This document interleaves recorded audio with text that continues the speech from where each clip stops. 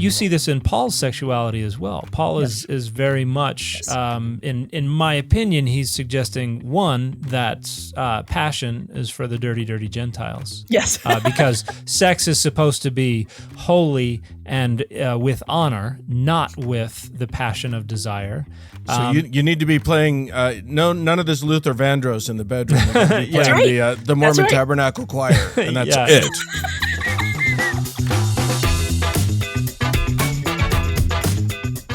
Hey everybody, I'm Dan McClellan. And I'm Dan Beecher. And you are listening to the Data Over Dogma podcast, where we increase public access to the academic study of the Bible and religion, and we combat the spread of misinformation about the same. How are things today, Dan? Good, man. This is going to be a fun one. I am looking forward to it. I always say that, but this time it's actually true. Tell us about our guest. We've got a wonderful guest today.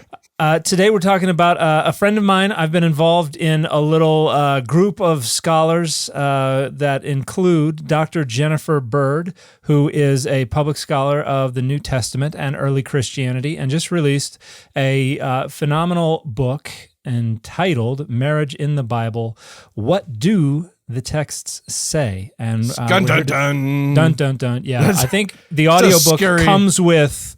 The audiobook comes with dun dun dun, and every now and then a boing, and some other sound effects that Dr. Bird recorded herself.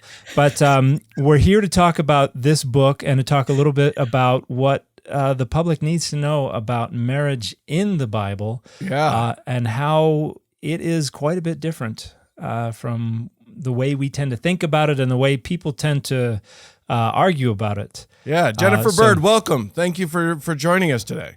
Thank you for having me. This is such a treat. Wonderful. Well, it's a treat for us. We're very happy to have you here. This is a very timely book.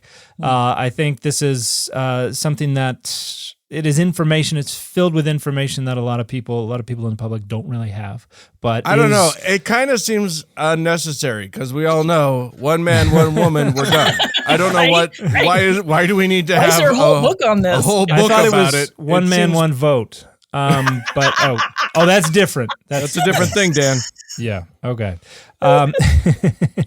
Yeah, I think it is a timely book. The debates are getting ever more heated about this kind of stuff, and a lot of it retreats back to, well, the Bible says X. Right. And anyone familiar with our social media content knows that we're loath to suggest the Bible really says anything. I get called out as a hypocrite for saying the Bible doesn't say anything. We create meaning with the text, and then in another video I'll be like, the Bible says this.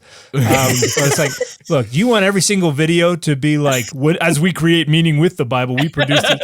Like, it's a shorthand. Dan, you don't even let us define words, for crying out loud. Nothing means anything ever at all. So I like it. Yeah.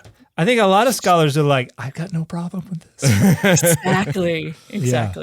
I enjoyed this book quite a bit, and as we were talking a little bit before we started recording, you have a lot of little supplementary, a lot of little sidebars and notes, and some of them more humorous than others. But there's a lot of great information in here about marriage in the Bible, and I think one of the interesting things, particularly when we talk about the Hebrew Bible, but also to some degree in the New Testament, is what word is not anywhere in the Bible related to the concept of marriage. And you kind of start off talking about this. What word is not really in the Bible? Well, I'm not sure which one you're referring to. Yeah, okay, there are a couple of them. You're talking about husband and wife. I think that's what you're talking about. Yeah, those two words are not, there isn't a Hebrew word to say, differentiate between a woman before she's taken by a man and after. There isn't a Hebrew word to denote a difference between a man before he takes a woman and now that he has one in his possession, right? The way we do. Yeah. And that is true in the Greek as well. That was kind of stunning to me when I started making sure, it's like, I get kind of what happens in the Hebrew, but it's also true in the Newer Testament that it's still aner and gune. We don't have a different word to say, I'm talking to a person as a wife. I'm talking to a person as a husband. It's not in there. Like, how different would everything be if we removed husband and wife from the entire Christian Bible, right? Oh, but that's too raw, Dr. Bird. My woman, my man. I'm like, that's my point. That's when you go through and translate this stuff. It's like, there's this woman, and now it's his woman, and my woman did this, and my man, and you have in Hosea where Adonai says, "You will no longer call me Bali, but you will call me Ishi." And it's like that, Bali, my master, is about as close as you get to husband. And God is like, no, just call me my man, because we're getting away from the Baal worship. But, my main man. But when we translate husband and wife, it's totally artificial. We are overlaying our cultural expectations on the text.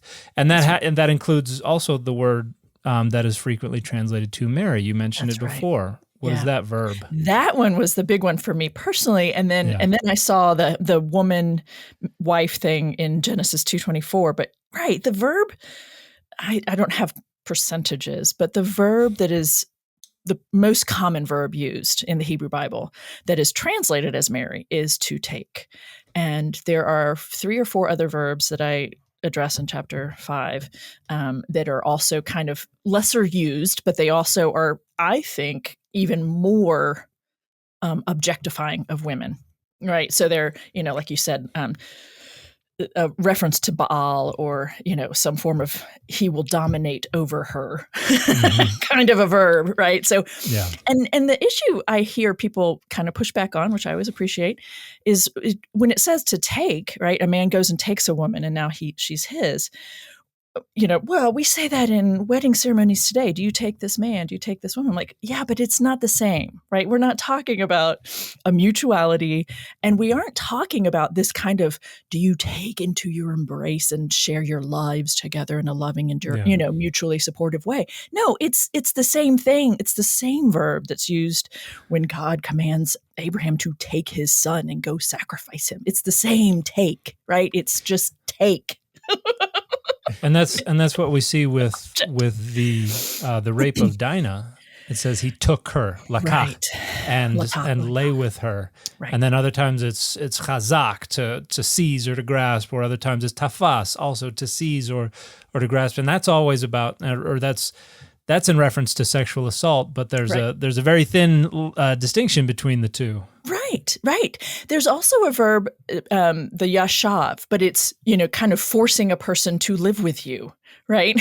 Again, we could talk about whether there's consent there if you want, but it's still just living together. It's not the same kind of loving, the framework that we have for the concept of marriage today is being laid on top of these verbs that I do not think, reflect what we mean by those things. So, yeah.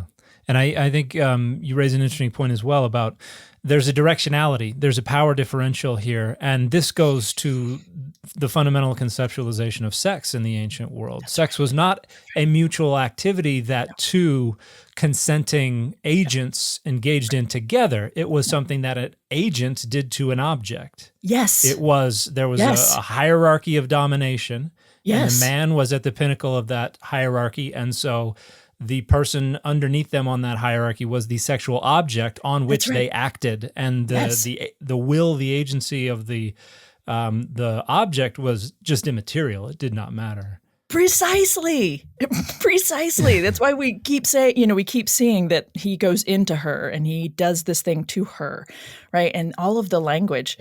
It's an interesting piece too, because that the idea that now that's in the biblical texts related to these relationships is that now they are joined together and you belong, she belongs to you for good, right?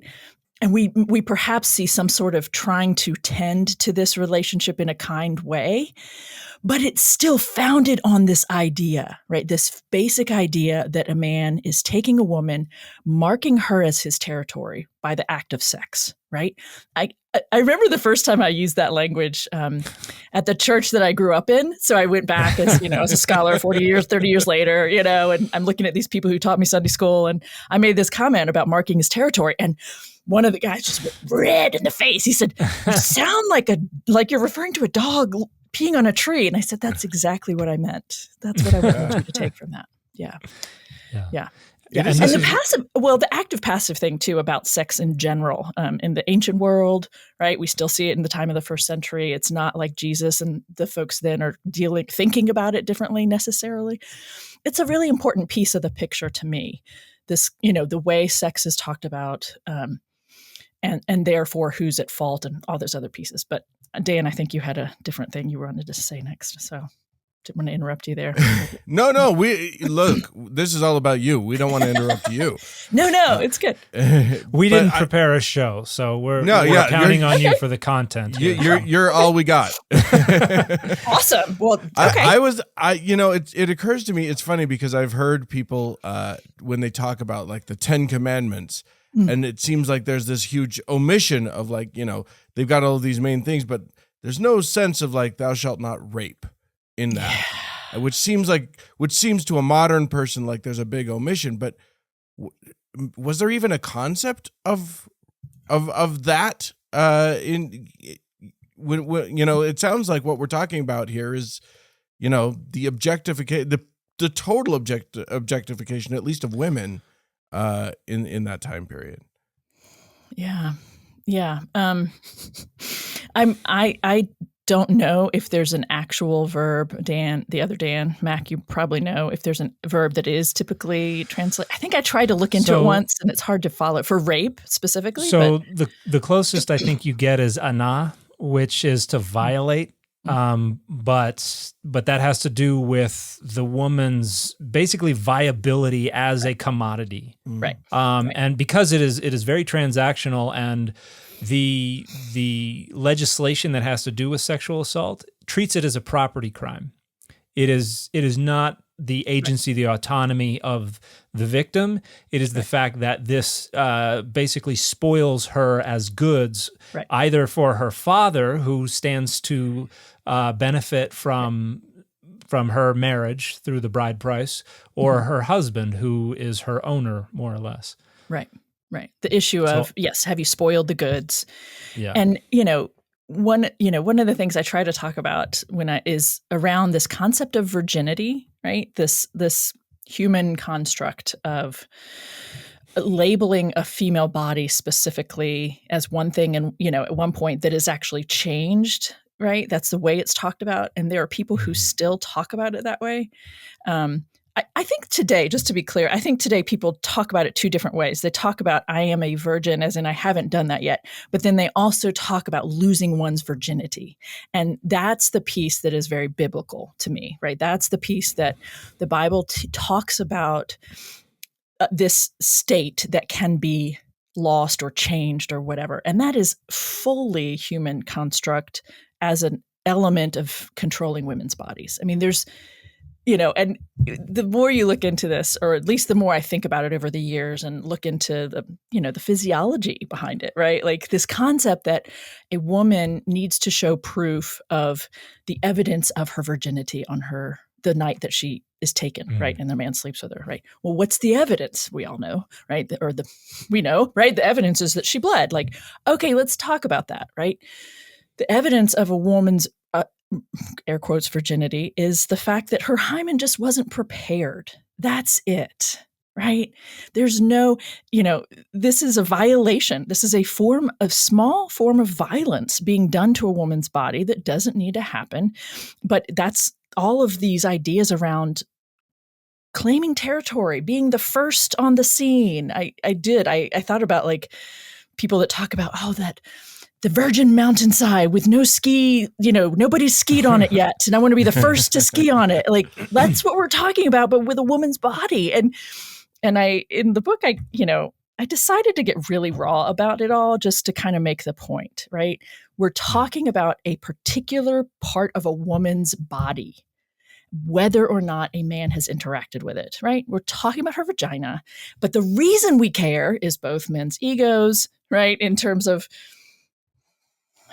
wouldn't want to be with, it's really hard to talk about some of this sometimes. Like, somebody else has had sex with her. She's tainted goods. Do you realize what you're saying when you say that she's tainted goods, by the way? You're just saying that she's been penetrated by a man's penis. Like, this is about men's penises over and over again. Biblically speaking, it drives me crazy. I have this little clip when I created a video series first, and then I wrote the book. And I had to put it in there. You've been releasing those clips little by little, haven't you? Yeah, a little bit. The videos themselves are like 15 to 18 minutes long, and I've been releasing clips from them. Yeah. And it's like, okay, people, can we just be honest? When you say that a woman is defiled because she's had sex, you're really talking about a man's penis is defiling her. Can we just be clear about that? Yeah. There's nothing wrong with your penises. They look funny. They are a little bit odd-looking. I'm not going to lie. But don't demonize them. Yeah. Yeah. But that's what you're doing in this weird back-end thing. And it's all about territory. It's who's, and it's like, come on, people, let it go. Yeah. Let it go. Let's see what's going on and just let that go. And it's problematic. Like that, the problematic nature of that conception of virginity and of sort of the defilement of a woman's body persists to this day. And precisely, in churches across, I know that in my neighborhood, and the girls in my church were raised with this idea that totally nobody wants a chewed piece of gum, or nobody wants right? an apple that's already had bites taken out of it, or whatever horrific metaphor they come up with. The boys were given none of these lectures. That's right. None of them. So why, I don't know, why wasn't I gum? Why don't I get to be gum? Exactly. I don't understand it. It's right. It's a huge double standard that persists. Right. And part of that is because of how people are looking at the Bible, or at least how they've been told to look at the Bible. Precisely. I wanted to bring up with you, I found there's a website called thegospelcoalition.org. It sounds very official. Gospel Coalition is a well-known organization. Yeah, it is. Yeah. Yeah. And they have an article called A Biblical View of Marriage. And I wanted to run by you the first Oh, please do. Let's do this. They have a definition and then a summary and stuff. Okay. But I'm just going to read you this definition, and you tell me all the ways that they are absolutely correct. Which I'm sure I'm certain that it's going to be. The biblical view of marriage, it says here, is of a God-given, voluntary, sexual and public social union of one man and one woman from different families for the purpose of serving God. So, did they say anything about procreation in there? I didn't catch it. It didn't. No. It didn't actually get to that. It just said the purpose was serving God, and that, Yeah. So, I mean, I figure you might have some things to say about that. You just dropped that so nicely, Dan. I might have a few things to say. Can we comment on the fact that they said sexual first and then public, and like, wait, what? And, the joining of those two things together, sexual, public, social. Yes, I got creeped out. A little bit concerned. Yeah, well, that's actually, the first four chapters of this book, are about addressing basically where they get those ideas, right? When people use that definition that you just read for us, Dan, really, usually there are 4 passages, and maybe some additional ones, but there are 4 passages that people are definitely turning to. And it's a total of one passage and 3 quotations of that passage. Exactly. Thank you. Right. So it's a total of 7 biblical verses, and one of them is quoted, twice. So it's, we could maybe delete 2 of those verses and say 5. Right. Mm-hmm. So just for your watchers, listeners, Genesis 1:28, be fruitful and multiply, fill the earth and subdue it. Genesis 2:24. I will quote the way I think it should read, which is, therefore a man shall leave his father and mother and cling to his woman, and the two become one flesh. Matthew 19:4-6, which I always kind of end up requoting that incorrectly, but it's it's the debate with the Pharisees about which reason is Jesus okay with for divorce, and he says, "Have you not read that it says?" And and he quotes Genesis 1:27. In male, female, he created them, and then he quotes Genesis 2:24, right? And then, so what man has joined together, let no one separate. noteworthy. That is nothing new from Jesus, by the way. He's engaging a debate, age-old debate. So that's not even new. What he offers is new is different, which is what I get into in that chapter. And then Ephesians 5:31 and 32, which is, again, a quoting of Genesis 2:24. And then this really stunning comment about this is a mystery, but I'm comparing it to Christ and the church and how that laid the foundation for sacramental language much later. But so that's it. That's what people mean. And so they usually are looking at that to say God ordained, air quotes, marriage but to be between one man and one woman. And that it needs to be procreative, which is where people get hung up, right, on certain types of marriages today. And that no divorcing. Divorcing is a sin, right, according to Matthew 19:4 or 6 or whatever. And then oddly enough, I'm seeing a lot on social media about getting rid of no-fault divorce. Like the Christian nationalists are really up in arms about the uppity women who get to divorce men, and they want to outlaw it. And it is... I don't know where this is coming from. Not odd at all, actually. Well, no, when you pair it with all the different things the other things that are happening around bodily autonomy for women, right? Yeah. Right. They're about to outlaw mifepristone, which is the drug that's used for terminating an unplanned pregnancy. Like outlawing it. I can't even process. My head will explode with anger. So I'm not surprised. So anyway, so that's usually what people mean, right? And they make this definition such as what you read. So, but surely there's no counter arguments to be made from the Bible that those aren't the only way that the Bible sees marriage. Well, there's that. Right. No, there's that. There are plenty of examples. We don't have the people of Israel without at least two generations of polygamy, right? I mean, we have, well, that's not true. We have the main patriarch forces himself on an enslaved woman in his home. Her children actually become their enemies, I suppose, even though they're cousins, which is odd. Right. And so we don't have the tribes without multiple women, right, involved, two specifically in the primary wife-woman role, and then two who are enslaved in their household.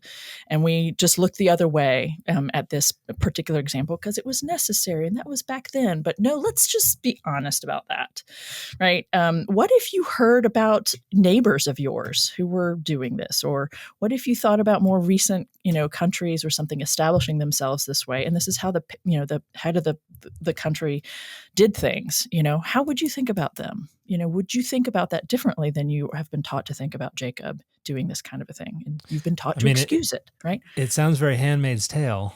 Oh, for sure. To have a patriarch who impregnates all the women. All the women, right? Yeah. Right. And so we have that angle, right? This is bollocks, right? One man, one woman. Come on, people. But also, go ahead. Well, I was just going to say that the one man, one woman, there's nothing prescriptive going on in Genesis 2:24 at all. It doesn't describe any kind of ceremony. It doesn't describe any change in their relationship. It's just a change it's just the two of them pair bonding. Right. And it is happening while polygamy is normative. Totally. And so it is the notion that it is prescribing one man and one woman is that's a non-starter. That's not going on at all in this passage. It's not. And I think actually I enjoy talking about Genesis 1:28 a great deal because, Genesis 1:22, if we're going to read it that way, let's just read it as what it's saying, right? Okay, well, God also said in Genesis 1:22 to the fish of the sea and the birds of the air to be fruitful and multiply. Yeah. Is that a command to marry? Well, and I think you could also interpret this not as a command. It's just a prefix form of the verb, and I think there's an interesting case to make that this is a blessing because it says, and he blessed them and said. So it's not I'm blessing you by telling you what to do. I know. It's like you could very legitimately translate it, and he blessed them and said, "May you multiply and fill the earth." And so it's doesn't have to be a command in any way, shape, or form whatsoever. And let's be very clear, nobody needed to be told. Yeah, we've seen the Blue Lagoon. They didn't need an instruction book or somebody wagging their finger. Right. No, nor did the birds of the air or the fish of the sea, right? Nobody needed. And so that's the blessing angle, I think, is really lovely. But also then, again, I think as a way to try to drive things home when we are about how selective we're being, if we're just focusing on 128, who here knows what 129 says?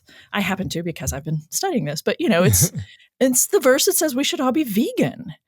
And so, you want to make an argument for this is for all time, but that isn't. Well, in chapter 6, God makes it okay to eat or whatever. And I'm like, well, then let's talk about other biblical references that challenge the idea of being procreative, which comes straight from Jesus's mouth, by the way. Yeah.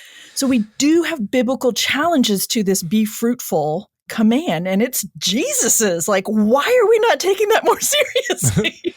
Well, and I think that's a great point. The text is not univocal. I mean, just between Genesis 1:28 and 2:24, you've got two entirely distinct creation accounts. Right. And so when we impose that presupposition of univocality, we've got to hierarchize the passages. And so you would think that Jesus's would take precedence, because everything else, anytime Jesus says anything that's different from the Hebrew Bible, you listen to Jesus. You don't listen to the Hebrew Bible. Except here, it's like, well, we kind of want it to be the other way, so we're going to say no that. And where Jesus says, hey, lop it off if the real ones are doing it, we got to say, well, I think he was exaggerating there, so we're going to ignore him there. Yeah, exactly. Yeah, and you can do this with, and the same with Genesis 2:24, and those two are the foundation for this general biblical marriage idea, right? And so I think it's helpful to reframe those two. The second one, of course, is quoted in the other two as well. But, Genesis 2:24 I want to reiterate what you were saying, Dan. But also, I think it's helpful to look at what does that chapter, that particular creation story trying to talk about, right? I think it is more about a human desires for relationships and 2:24. Sorry, I'm just gonna. Yes, we're not actually laying these out for the people who aren't following in their Bible at home. So 2:24 is therefore a man leaves his father and mother and clings to his wife, and they become one flesh. His woman. Thank you. No, that's a good correction because. This dumb NRSV doesn't know what it's talking about. And something that I taught a class on biblical creation accounts a little bit ago, and one of the things I raised is that there's some parallels between what's going on in Genesis 2 and Gilgamesh. And for instance, in Gilgamesh, he's got this friend who is just a wild man. He's kind of the not civilized Enkidu. And what does it take? It takes a sex worker he has to have sex, and then he kind of matures. He's like, okay, I'll straighten my tie. I'm a man now. And she is like, okay, now put on some clothes. Okay, now you're getting there. And you can do it. And so there's a sense in which the maturation of humanity in Genesis 2 and 3 is following a similar pattern, because they eat and they have their eyes open, but then it is the pair bonding that allows them to kind of take the next step and further mature. And so the story is really an etiology for maturation, for leaving the home of your father and for starting an independent pair-bonded household. And so it's not saying, look, this is how marriage was created. It's saying, look, this is how humanity matures, and you become an adult, and you go out and you pair bond and you start your own household, and you leave your parents alone. Yeah. I feel like this is Dan talking to his children right now. I feel like Dan is like, I hear that Gen Z, they're not leaving their households and stuff. My kids better get out of here. Right. I actually had students that in my classroom in my first teaching position that were in their 60s because of the nature of the college. And I had one woman just say, this could be about kicking the kids out of the nest, or it could also be about comforting mothers or parents at the sadness of losing that. So all the things, I think all the things are potentially in the mix, but I did like when she said, we're just to kick them out of the nest. Yes. Fly. Yes, it's your turn. Yeah. But Yeah, that's a whole different way of looking at it than to say God is ordaining this. Or the scriptures say that this is only this. It's just a different way of looking at it. And I think for a lot of people, the first few steps of this whole conversation need to be, what is it you think the Bible is and is not? And you need to work through that pretty well in order to be able to see or even entertain the idea that this is not some sort of prescription. It's not some sort of declaration from God. These are stories that are coming out of necessity and needs and desires and all the things. And that's a very human creation. And that can be very threatening for a lot of people to say that it's human created. But it's true. So how do we get you there? Right. Yeah. And that brings up, you've mentioned Matthew 19 a number of times, and we've talked about Jesus is citing Genesis 1 and 2 in this question about divorce. But then Jesus makes this statement, and I wonder if it might not be an opportunity to pivot a little bit into the idea that we see in the New Testament that I think comes into Greco-Roman period Judaism and early Christianity from a Greek philosophical worldview, that sexual desire is a product of the base flesh and is something that is to be avoided. Because what is this kind of higher law that Jesus points out in Matthew 19, where that kind of throws the disciples for a loop there? You talk a bit about this as well in the book. Yeah. Well, that one piece that you're referring to is when he says in verse 9, which is not a part of what people tend to quote, right? Right. And I say to you, whoever divorces his woman, except for unchastity, and marries another commits adultery. And, that's why, that's kind of driving the nail in the coffin on why divorce is a sin. But that, to me, and to be honest, Dan, I hadn't taken the passion, like the element that you just mentioned in terms of the Greco-Roman pieces of all of this. I'm looking at it just through the lens of, let's take seriously what he's saying here, right? When you to divorce your partner and marry another, you're going to commit adultery. It is so clear if you can just sit with it, right? Just see it, that we're talking about sex. This is only about sex. This isn't about divorce is a problem because it's hard. It hurts family. It pulls people apart. Like, it's hard for resource-wise. It's hard on the children. It's hard, it's difficult. It's not ideal. That's not the issue.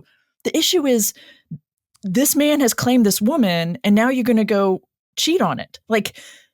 That's it. And so when to see that Jesus is affirming that can be really hard for some people. It was actually a little startling for me to wrap my head around the fact that, you know what? There are times when Jesus says stuff that just not okay with me. And that, I don't know. Most of them in Matthew, probably. Yes, actually. There's that. Because Matthew's a bit of a Judaizer who's kind of escalating things. It's like, no, your righteousness must exceed the righteousness of the Pharisees. Enough. Yeah. And also the references to enslaved people to make a point about the, all the things about the kingdom and the coming kingdom. But so let's sit with this. Jesus is well trained by his own scriptures, and he's focusing on what we call marriage. He's focusing on that relationship through the angle or the lens of just the sex act. And then we're nailing it down, putting it in canon. We're teaching people about that. And we're not reflecting on what's actually, we're not reflecting on what's being said. And the part of that I think is really harmful, right? And the part of that purity culture picked up on very well in the last 30 years. And all the shame around ending a monogamous relationship. It's like, Are you kidding me? But then he goes on, and this is what was truly, rocked my world, I think, when I stumbled across this article talking about the next 2-3 verses, when he says, so his disciple, in continuing in Matthew 19, starting in verse 10, his disciple said to him, if such is the case of a man with his woman, it is better not to marry. As in, if we can't divorce if we want to, then maybe we shouldn't marry to begin with. Yeah. And Jesus doesn't talk him off that ledge. I think that's hilarious, honestly. Do you know, like, can we put that in writing? Yeah. His disciples say maybe it's better not to marry to begin with. And he comes right over the top. And he agrees with it, and then he adds another layer. And he says, not everyone can accept this teaching, but only those to whom it is given. Again, that kind of comment you made, Dan, about it being like, for the special ones. But there are eunuchs who have been so from birth, and there are eunuchs who've been made eunuchs by others. And there are eunuchs who have made themselves eunuchs for the sake of the kingdom of heaven. Let anyone accept this who can. I remember suggesting to, Promise Keepers conventions having a Matthew 19 tent for castration. Whoa! You don't need a ring. You don't need to put a ring on a necklace. Just go. And doesn't this just slightly make the whole thing about Genesis 1:28 a little bit challenging?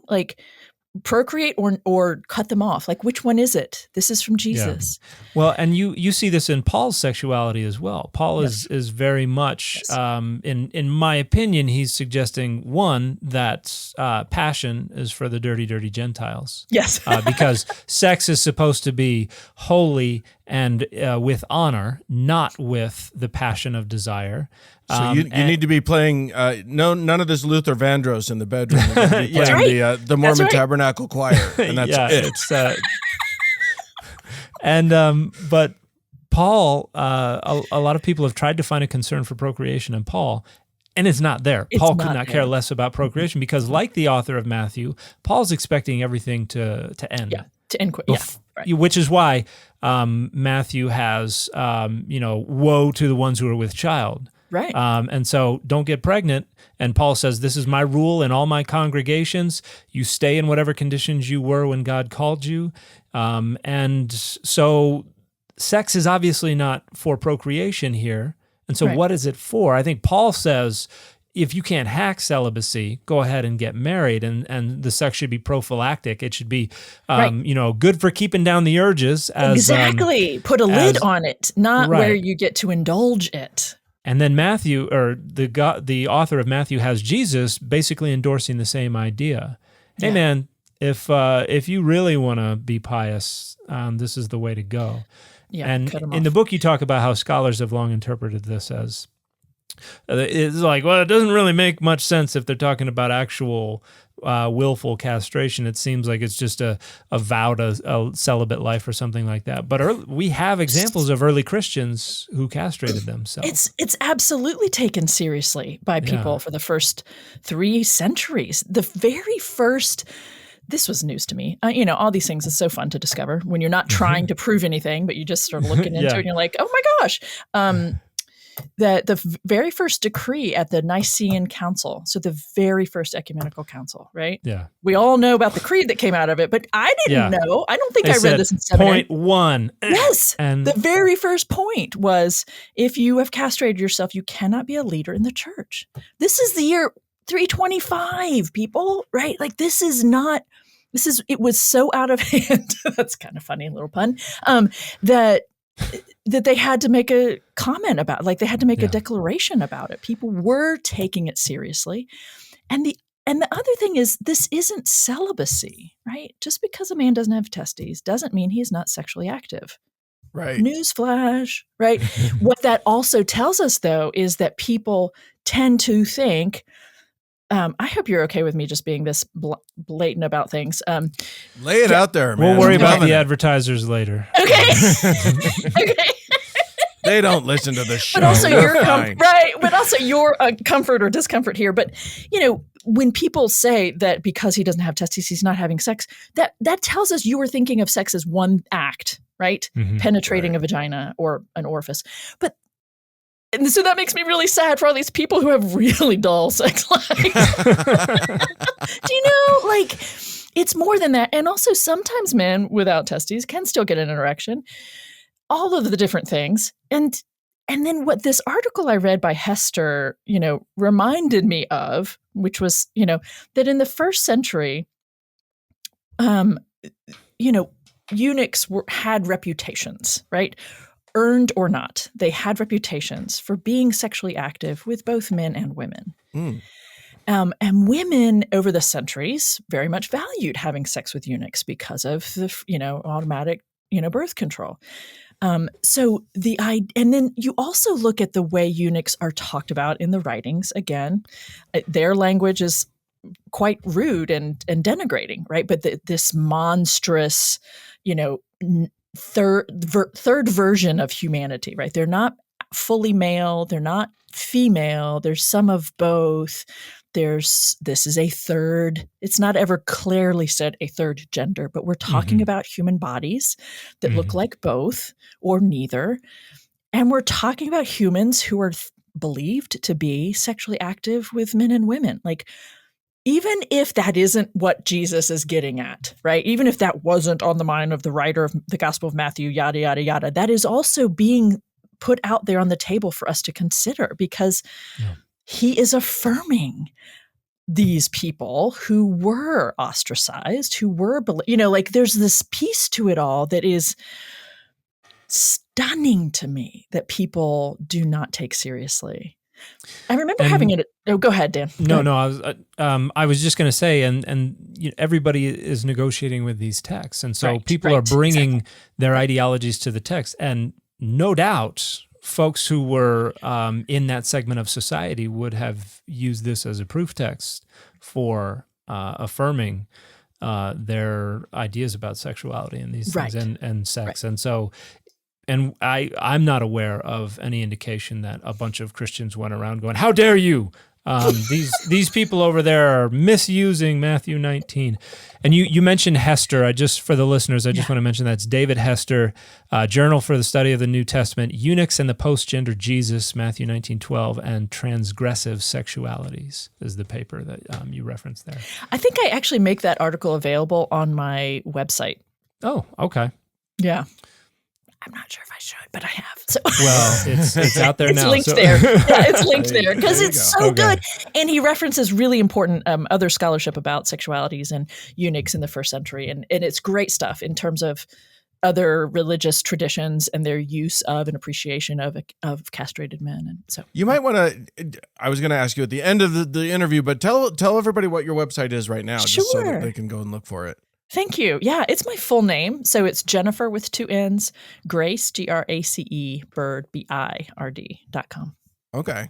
Yeah, good. Thank you. That's a good place for people to go, apparently, and get links to some awesome some scholarship that it's really important when I reference it when I reference it in my live streams or something like that. Things that have been shared publicly, I'll make available there, kind of thing. So. And and this is something I'm enjoying seeing, is that there are scholars who are beginning to use online spaces to supplement their publications. So saying, there are more footnotes, or you can go access resources and things like that on the website. So I think that's wonderful to see. Thanks. A question I get an awful lot is we have Paul talking an awful lot about porneia, and a lot of people want to know, what all does this entail? Does this include premarital sex? Are you able to just kind of talk about when they're using this word, what does this seem to refer to? Are they drawing lines around it, or is this generally in reference to things like sex work or to adultery or things like that? The scholars are pretty are very much not of a single mind on this. What is it that you find detestable, right? It might be different from what someone else finds inappropriate. Mm-hmm.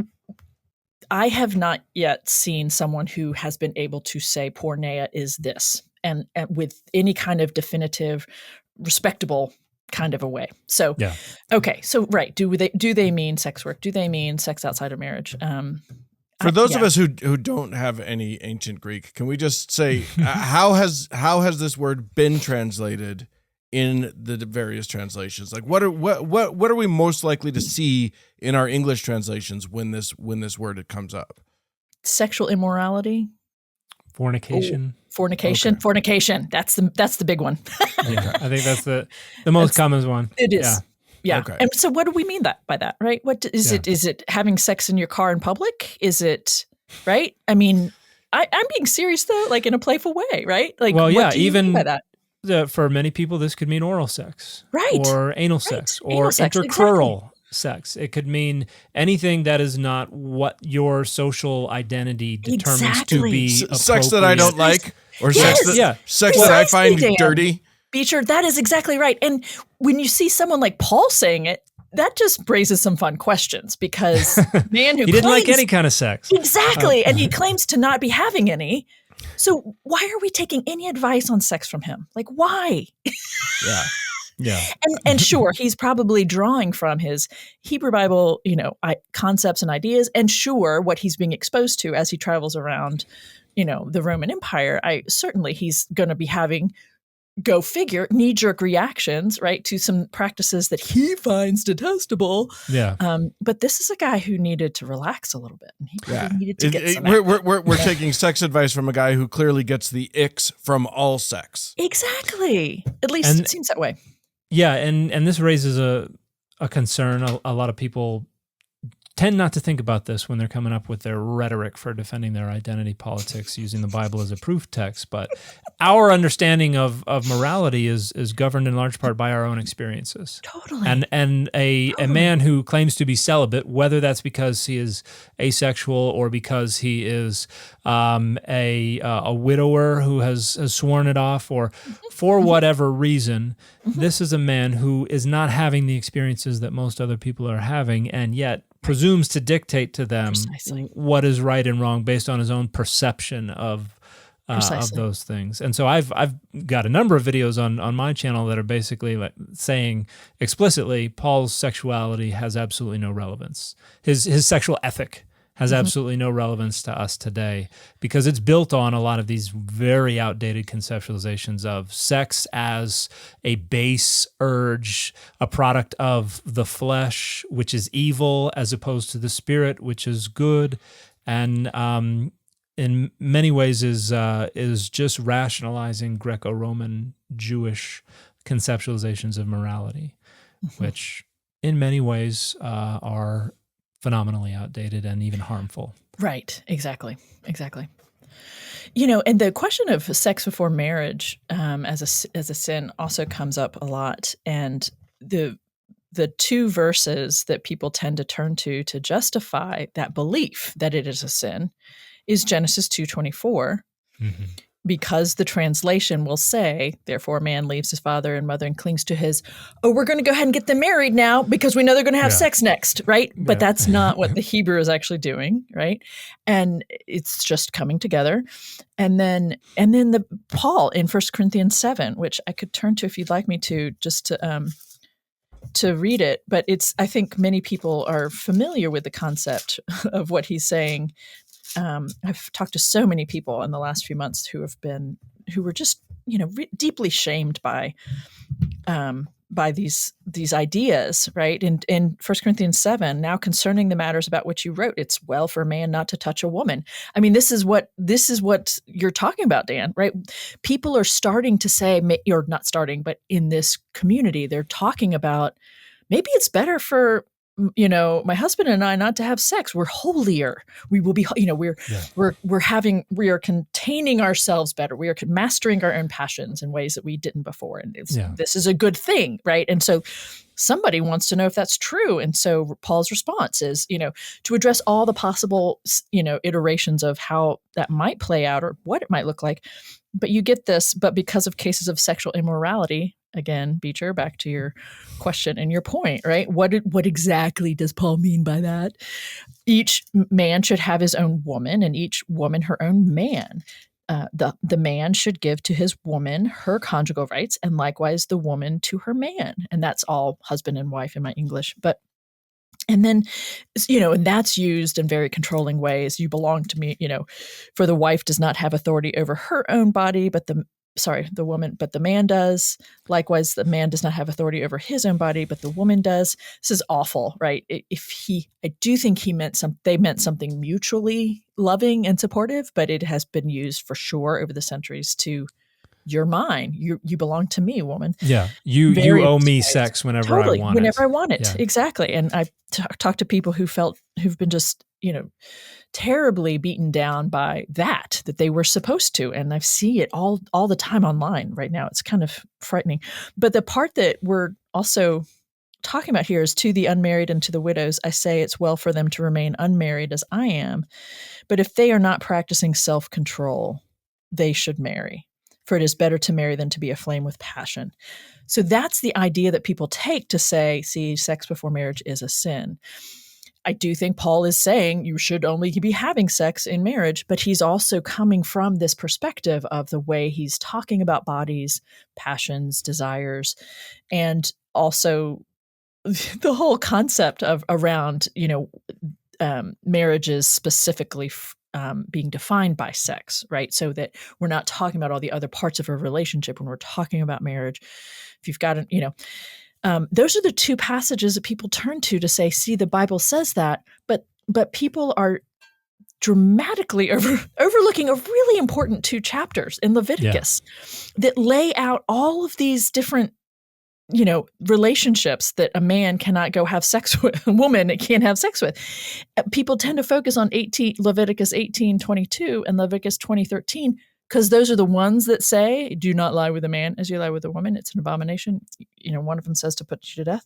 But the rest of those chapters, or at least 15 verses in those chapters, are telling hetero men which women they can't go have sex with. Not talking about marriage. We're talking about the fact that men are having sex with people that don't belong to them. And so we're just going to put some boundaries on it. Like, can we be clear about this, please? Well, and I think this raises an interesting point about marriage in the Hebrew Bible that a lot of people don't recognize. Adultery did not mean that a man could not go have sex with an unmarried woman, even if he was already married. He could do that as much as he pleased. Exactly. He could not. But he could not do it with someone who was, his father's wife or his sister. Or there are a bunch of boundaries that are set. But adultery meant you couldn't have sex with another man's wife. It did not mean you could not go have sex with a woman who was unmarried. Yeah, exactly. It was, and in fact, there's a tradition that goes back to the Hebrew Bible that the act of sex is the act of claiming someone as a wife, and which means a man could not engage inappropriately in premarital sex because the moment of sex is the moment of marriage, and so depending on within that tradition, that stream, except of tradition, for when he doesn't want it to be true. I mean, that's right. I mean, that's just it. That is when he does that, and then he hates her, is what the text says. Or just he's doing it, and it doesn't count. Or it's just the concubine, or it's just the whatever. And there are all these exceptions to that rule. But yes, that is how you know that she belongs to this man, is he has had sex with her. Yeah. It's almost as if you can't have sex before marriage. Yeah. Only in the instances when it matters to us. Right. and for a woman, obviously. For a woman, the rules are entirely different. Totally. And so there's a huge power asymmetry going on regarding sex. And I think in my own research, it seems to me that it's within Greco-Roman Judaism that you begin to develop a little bit of parity, where thanks to Greek philosophy, it's like, okay, these should probably be more or less the same rules for both sides. And well, I just one of the things that kind of I've been processing this whole time ever since you talked about 1 Corinthians, Jennifer, is it blew my mind because I've never caught it before. All I've ever heard about is the man has authority over the wife's body. I didn't ever catch that. It also says the opposite. It also says the wife has authority over the man's body. You don't hear that one talked about much, do you? No, you don't. It's the one moment of equality in a marriage that's talked about in the Bible. That's it, right there. That verse. I think I have heard it when usually by men. Where they're asserting, hey, you need to give it to me whenever I want it. And if there's objection, they're like, hey, the text says you can do the same. So, this is reciprocal. There's nothing wrong with this. This is not any kind of unrighteous dominion or anything I'm exercising here. Yeah. It does seem like there's a loophole where if the woman wants to say, I don't want to have sex with you, She can take dominion over his body and just say, no, turn that body around and make it go away from me. That's right. It seems like at some point we're back to autonomy if you take it all the way to its natural conclusion. But just that, as you point out, Jennifer, just that section of 1 Corinthians and the rest of it is just the man gets to basically own the woman. What he wants. Yeah. And in 1 Thessalonians chapter 4, we also have some discussion about sex. And that's where we find this interesting passage. It's been translated a lot of different ways. The NRSV says that, for this is the will of God, your sanctification, that you abstain from sexual immorality, that each one of you know how to control your own body in holiness and honor. And this is actually talking to men. Each one of you possesses your own vessel with holiness and honor, where the vessel here, I think there are a number of scholars who have argued this is a reference to a sexual vessel, that you possess your woman, who is being framed here as a sexual vessel.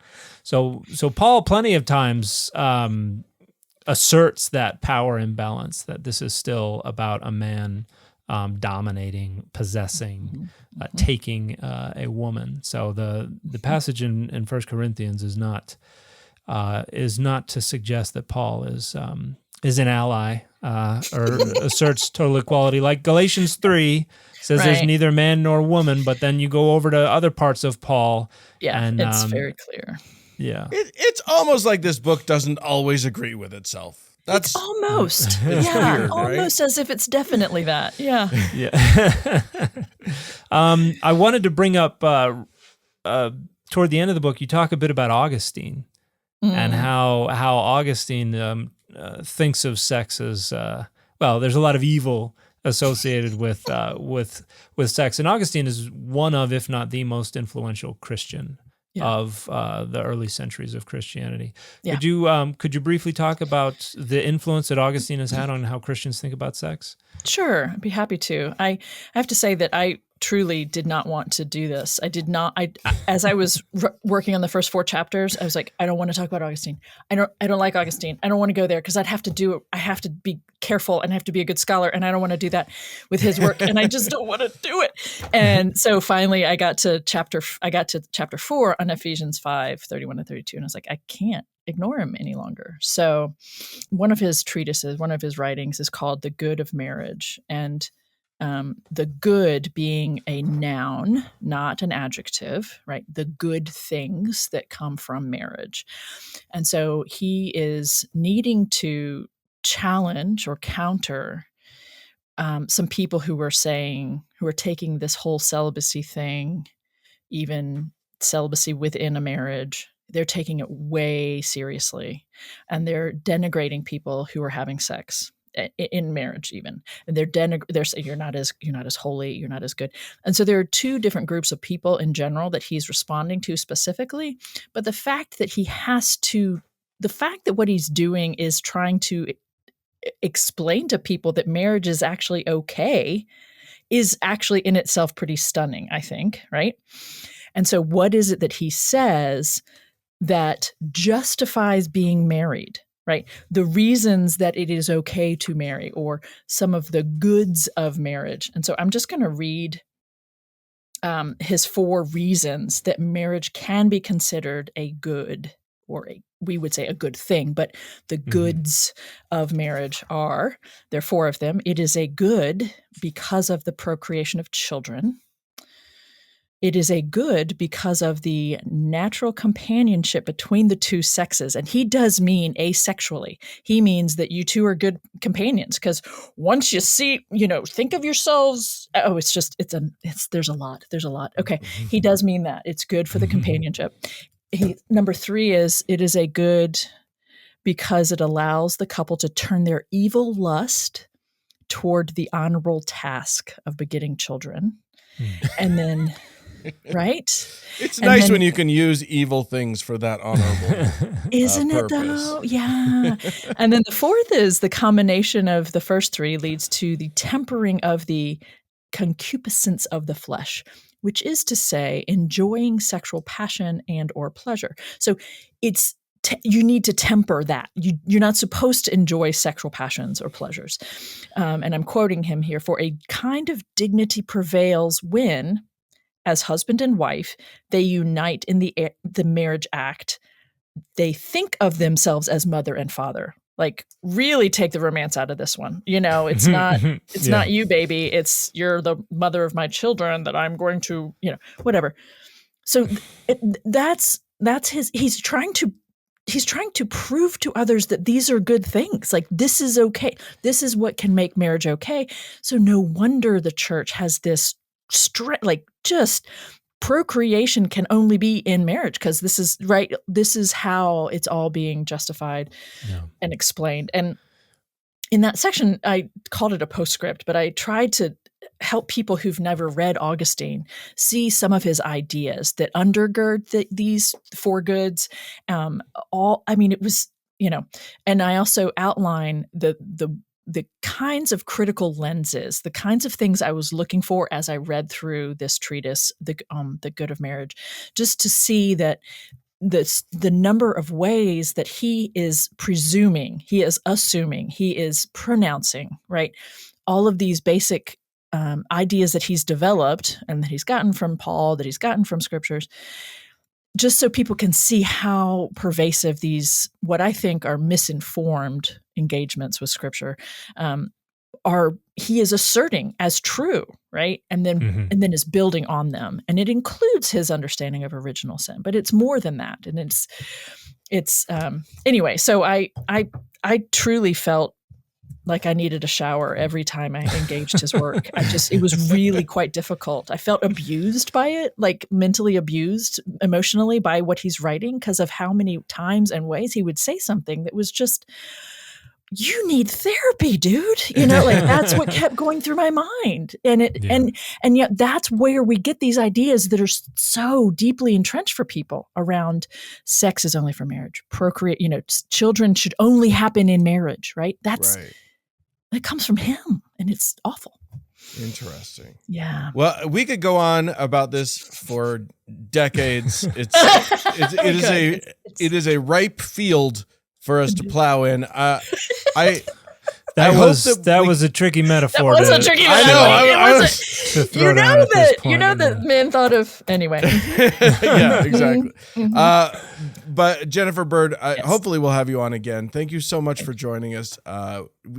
We do have a limited time, so I'm afraid we're understood. But you are gonna join us for the patrons only conversation as well, that people can come and check out. But for now, where can people go to find your work, to find you? Give them your website again and all the other places. Yeah, thank you, Dan. The easiest way is to go to my website, because you can get to all the socials from there. So JenniferGraceBird.com, and it's Jennifer with two N's, GRACEBIRD.